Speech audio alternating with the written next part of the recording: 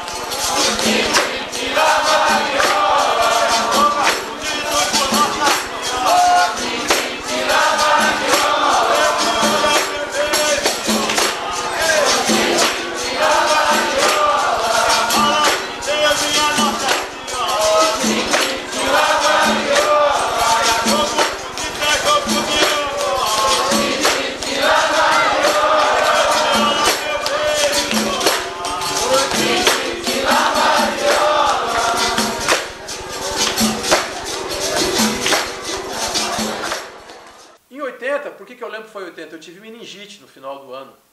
Né? E então é uma coisa que eu lembro, quase morri de meningite, teve um surto de meningite grande naquela época no Rio Grande do Sul, no Brasil inteiro. E eu fui um cara que tive meningite, eu fiquei 1 mês e pouco no hospital, quase morri. E aí eu me lembro disso porque eu tive essa meningite e não consegui fazer as provas finais. Naquela época o cara estudava só no final do ano para passar, passava o dia na rua, no final do ano o cara dava uma corrida para passar. Né? E eu não consegui passar porque eu tive meningite e fiquei hospitalizado. Eu não quis repetir o ano, e aí eu fui fazer dependência num colégio em Porto Alegre, Colégio São José, em Porto Alegre, na frente do Plaza São Rafael. que era um lugar que a gente podia fazer isso. A gente cursava o ano seguinte e as matérias que a gente tinha rodado no ano anterior, a gente fazia uma dependência. E aí eu fui para Porto Alegre fazer isso.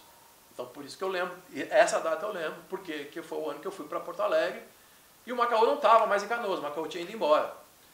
E aí, um pouco antes disso, tinha um cara que ele era um contramestre, que ele chegou lá, que ele era o contramestre Paulinho, da Muzenza. Marrento, de bigode. Tinha ele, tinha o Peter, outro de bigode, marrento. O Nino também era desse grupo. Aí tinha, deixa eu me lembrar o nome dos caras, Foad, Peixinho. Cara, desculpa aí, eu vou esquecer alguns, né? O Grego, também usava bigode, marrento. Eles eram tudo marrento. Eles usavam calça preta, camisa branca. Todo mundo andava de branco, eles usavam de calça preta. Alguém chegava de chinelinho de dedo, marrento, não dava pra cara de ninguém. E ele era contramestre do Burguês, de Curitiba. Que teve um batismo de capoeira, Cacheiros Viajantes, deu um rolo. E aí tava o Índio e tava o Cacau visitando. Foi quando eu conheci o mestre Bandeira.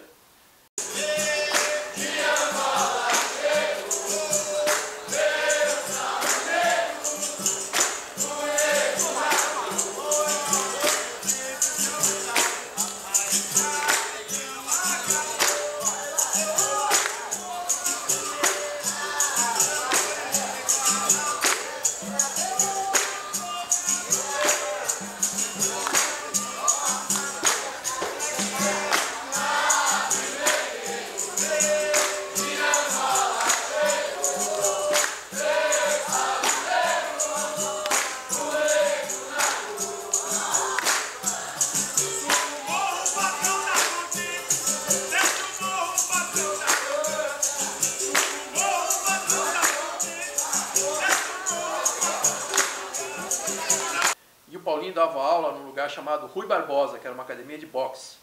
Não me lembro se ele dava aula, eu sei que teve uma roda nessa Rui Barbosa aí, Porto Alegre. O Índio não morava em Porto Alegre ainda. E aí teve essa roda no domingo e eu fui. Gurizão, tô lá na roda, pá, olhando assim, molecão. E aí o Nino me chamou pra jogar. O Nino sempre foi meu brother, o Nino figuraça, o Nino sempre foi uma figura. O Nino é um dos capoeireiros mais velhos do Rio Grande do Sul, com certeza. Ele, Ratinho, o Churrasco, esses caras são os caras assim mais velhos da capoeira do Sul aí que eu lembro. E aí o Nino me chamou pra jogar e eu tava jogando capoeira com o Nino e o Índio comprou o jogo. E o Índio comprou o jogo e eu, pô, vou jogar com o Messi, né, cara?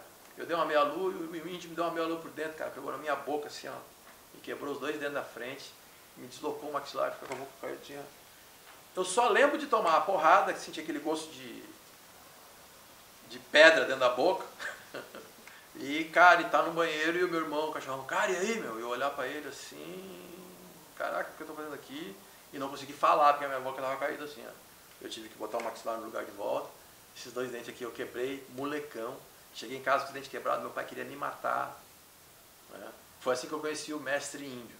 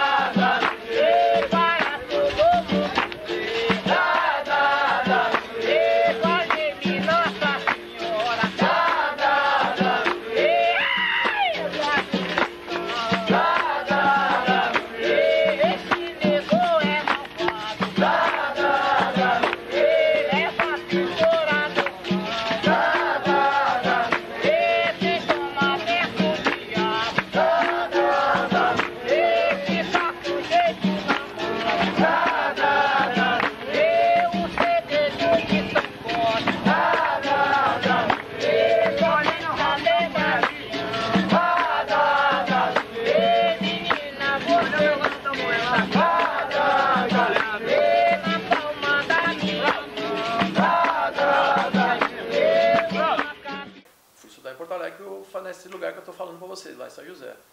E aí, cara, eu passava os dias lá, porque eu já estava estudando para fazer vestibular. Então eu passava o dia em Porto Alegre, saía de Canoas de manhã cedo, 5h30 da manhã, chegava em casa de noite.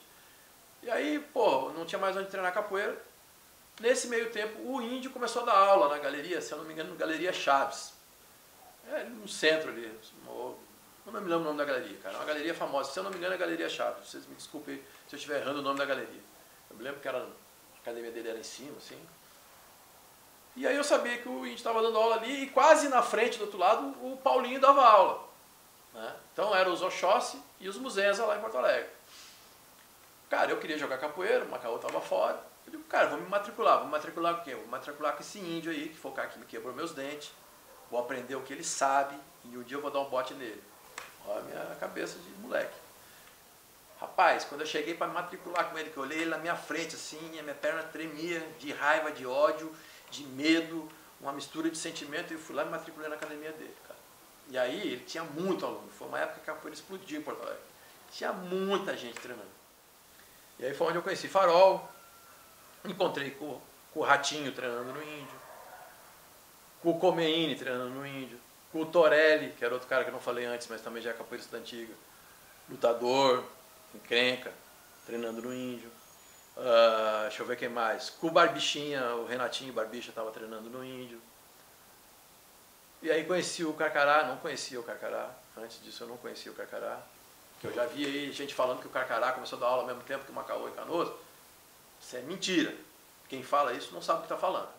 Antes disso eu conhecia o Jaburu, o 13, Barthelemy, Mico, esses caras todos. Eles eram um grupo independente também em Porto Alegre. E a gente se identificou, porque eles também eram meio reprimidos por esses caras que eram os mestres da época, né? Eles eram um grupo que também não tinha um mestre. E esses caras eram esse grupo aí, que era o Zumbi dos Palmares, se eu não me engano era o nome do grupo dele. Eu comecei a capoeira lá por volta de 79, meados de 79 mais ou menos, no grupo Zumbi dos Palmares, né, do Mestre Churrasco, né, que nós fazíamos a Roda na Redenção e tal. E o meu contato com a capoeira de Canoas começou lá por 81, mais ou menos. Foi uma época que o Churrasco havia ido para o Rio, né, para treinar capoeira lá e tal.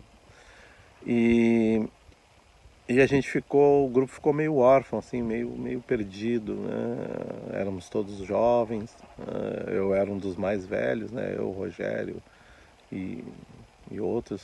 No que eu conheci o Aloysio, o Macaô, nasceu uma amizade, né? Foi uma empatia forte, assim, uma amizade bacana. E ele nos convidou para conhecer o trabalho dele, né, em Canoas. E a gente começou a ir em Canoas, lá em princípio nas rodas. E depois começamos a seguir os treinos, né, do Macaô. E conhecemos o pessoal de lá da época, né, o Alemão, o Alfredo, o Marcelo, o César, né, o irmão do Alemão.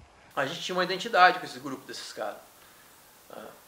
E muitos capoeiristas que eu conhecia de antes de chegada do Índio, de outros caras que treinavam com outros caras, quando o Índio chegou com aquela coisa da Bahia, porra, eles impressionavam ele, o Cacau era forte naquela época, não tinha esses caras fortes que nem hoje todo mundo é forte. Naquela época, um cara pra ser forte, o cara tinha que malhar pra caramba, bicho. Comer ferro mesmo pra ficar forte, porque não era assim que nem hoje todo mundo é forte. E aí, nesse grupo do Índio, eu peguei cordel amarelo num batismo que foi no ginásio da Polícia Militar, perto da Ipiranga, se eu não me engano. Veio a galera do mercado lá, que era a galera do Índio, né? O Cacau, eu lembro que veio. E, pô, eles faziam aquelas meia-lua por dentro uma da outra. Pô, os caras davam um show. Rapaz, o Índio tinha aluno pra caramba, cara. Numa época que tinha muito aluno. E o Paulinho também tinha aluno pra caramba. Nesse período que eu comecei a treinar capoeira no Índio, e conheci Farol, conheci Carcará, conheci essa galera, nós viramos colega de treino, o Carcará pintou uma oportunidade de Carcará dar aula em Canoas, na academia da Calduro, que fica na Tiradentes, lá em cima, perto da Passarela da Cabeça. Os antigos de Canoas sabem da história da Passarela da Cabeça. E aí foi quando o Carcará veio dar aula de capoeira em Canoas, 80 a 81, ou seja, alguns anos depois que a capoeira já estava em Canoas. Né? E eu, como era colega de treino do índio, do Carcará, o mestre era o índio, né? O Carcará era cordel amarelo azul, se eu não me engano o Carcará pegou cordel amarelo e azul nesse batismo e eu peguei amarelo. Tá? Então o Carcará veio dar aula ali e tinha pouco aluno, o que eu fazia? Eu era de Canoas, eu ia lá no treino do Carcará para ajudar, para estar ali junto no treino. E eu já ouvi conversas dizendo que eu fui aluno do Carcará. Ô Carcará, pelo amor de Deus, se tu tá ouvindo isso aí, né, velho? Vamos contar a verdade aí um pros outros, né, meu irmão? Eu imagino que isso não tenha vindo de ti, né? Tu não tem necessidade disso. Tu é um dos grandes mestres da capoeira do Rio Grande do Sul e eu tenho certeza absoluta que tu não tem necessidade disso, porque eu sou um cara inexpressivo na capoeira para tu dizer que eu fui teu aluno. E aí eu ia para a academia do Carcará, lá na academia do Calduro, para jogar capoeira ali. Ah, tinha um outro cara que era de Caxias do Sul, Mosquito, não. Putz, um magrinho. Grilo, lembrei o nome do cara, Grilo. Era um outro cara que também jogava capoeira lá no Índio. E nessa leva aí que o Carcará pegou o cordel amarelo e azul, que eu me lembro, tá? Pegou o cordel amarelo e azul. Ele pegou o cordel amarelo, o Ratinho, o Barbicha, o Comeine. Comeine era um cara que era bom de taekwondo e era bom de porrada, ele era ali da Matriz de Porto Alegre. O Torelli, que era outro cara bom de porrada, tá? E tinha o tal do Chico Bomba, se eu não me engano, era o nome do cara, que também treinava lá. E essa graduação de amarelo e azul era a maior graduação que tinha dentro da academia do Índio. Né? E aí os amarelos, que era nós embaixo. Por quê? Porque os caras já estavam mais tempo treinando do que quando eu cheguei e eles pegaram essa graduação. E eram mais velhos de eu de idade. Então foi aí que o Carcará veio para Canoas para começar a fazer trabalho de capoeira em Canoas. Tá?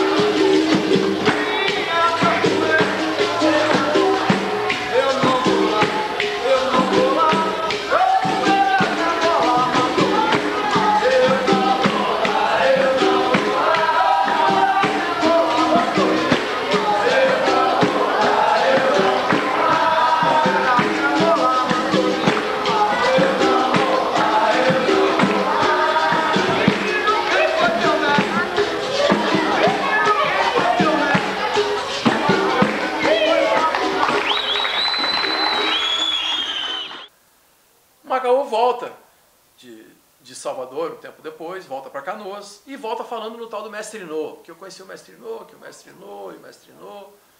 E, cara, e a gente, na realidade, queria um super-homem. Nós queríamos, assim, um cara que viesse, um mestre que viesse vestido de super-homem, para nós ir para Porto Alegre e bater em todo mundo. Essa que era o sonho que nós tínhamos, porque, pô, nós era meio oprimido capoeira, Porto Alegre. A galera não dava muita trela para nós, não. Porque naquela época, chegava em academia, tu acha que logo já dava sorriso para ti? Não dava sorriso, não, irmão. Tinha que chegar na academia e se virar, jogar uma capoeira e mostrar teu valor, porque não tinha essa de chegar e... Ah, que legal. Não tinha essa, não, tá? Essa é a realidade da capoeira que eu aprendi e que eu vivi. Se quiserem contar outra, conte, essa é a minha, tá? Então, pô, eu quando cheguei na academia do índio, cara, não foi assim também, cheguei lá, o cara, fui com o tempo, daí comecei a jogar capoeira num canto, no outro, fazer roda com os caras aqui na rua, jogar na academia, lá na roda deles, pá, treinar na academia, tinha vários horários de treino, o índio só vinha e olhava assim, e aí um monte de gente puxava, o Carcará era o cara que puxava treino lá, ele puxava treino lá pro índio.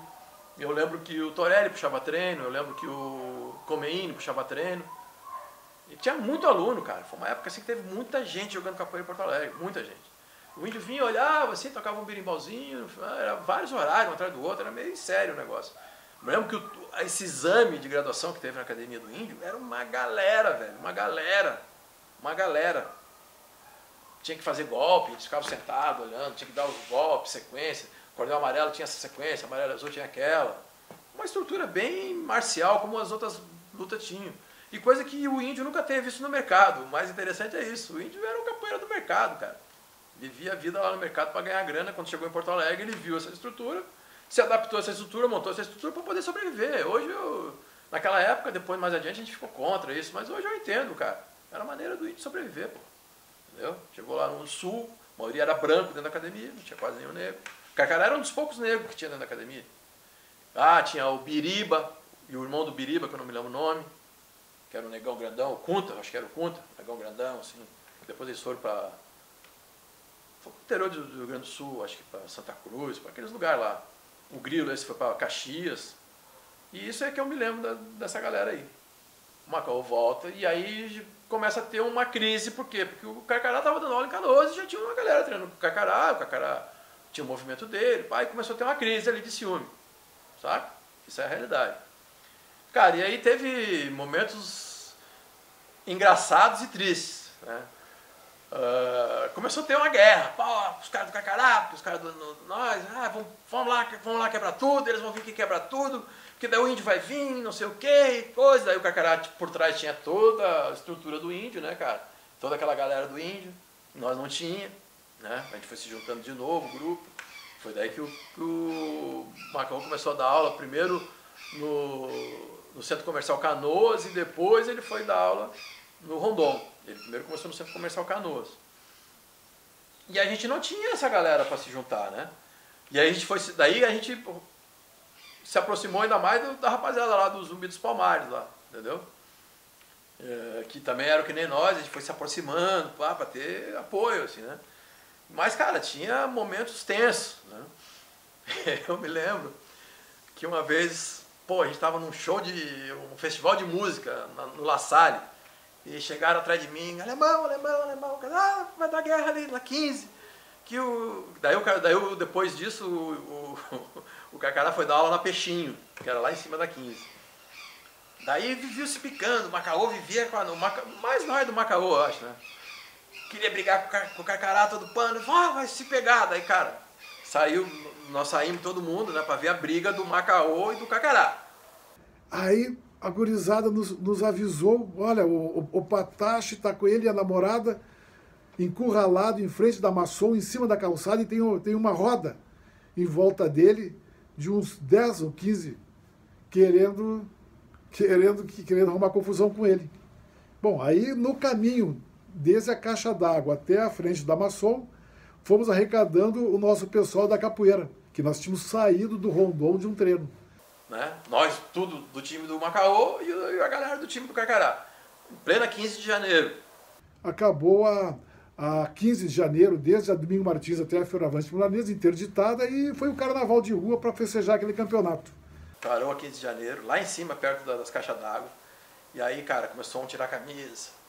O Macaô tirava a camisa, e o Carcará tirava a camisa, e o Cachorrão, meu irmão, olhando, vai, nós olhando para baixo. Naquela época os brigadianos aí do sul, né, eles usavam os capacetes branquinhos.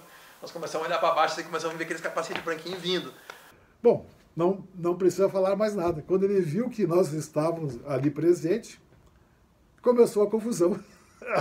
Mas imagina 30 pessoas brigando no pleno centro de Canoas. Então o cara, pô, vamos lá, cara, não vai dar tempo para briga. O Cachorrão olhando para baixo, eu sei que, cara, ficaram de um na frente do outro assim, o Cachorrão perdeu a paciência, entrou, deu 2 murros na cara do Carcará. O Carcará saiu correndo para um lado, nós saindo correndo para o outro. E aí, cara, daí foi uma briga campal, velho. Foi uma guerra campal. Foi uma pancadaria, foi falado na cidade inteira e que os capoeiristas, né, defenderam um amigo e... E porrada daqui, porrada de lá, e nós saímos dando porrada num, porrada no outro, não sei o quê. Sei que, pum, polícia veio e aquele rolo. Pá, parou tudo. Tá, calmou a guerra, calmou. O Macaô me arruma tadinho do Macaô, Deus o tem. Me arruma uma carona numa moto. Ele de carona na moto, descendo. E aí eu não me lembro quem foi, cara. Foi um cara do Carcará lá, não me lembro quem foi. Viu o Macaô descendo, naquela época ninguém usava capacete. Ele pegou o berimbau e pum, pra dar na... Aí o cara que tava dirigindo a moto se abaixou. O Macaô, tadinho, tava atrás, pegou aquele berimbau no meio da testa descendo. Tum! Levantou e pau, caiu duro no chão. Cara, aí o Macaô arrumou primeira... Ele já era meio ruim dos olhos, cara. Aquela berimbauzada no olho dele já mexeu um pouco na retina do olho dele. Ao ponto de deslocar a retina. E teve que ser levado para o pronto-socorro em Porto Alegre. E me parece que depois me chamaram, eu fui até lá ver como é que ele estava. Parece que o alemão estava com ele lá nesse atendimento. Tô rindo, mas... Porque foi comédia, na época foi meio comédia.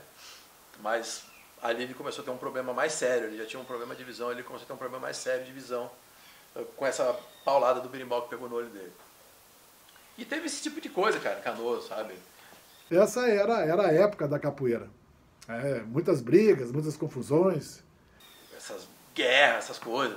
E a gente, pô, cara, eu conheci o Carcará, eu não tinha algo contra o Carcará, né? Mas isso aí aconteceu, cara, isso faz parte do folclore da capoeira de Canoas. Chora Maria, chora. Chora Maria, chora.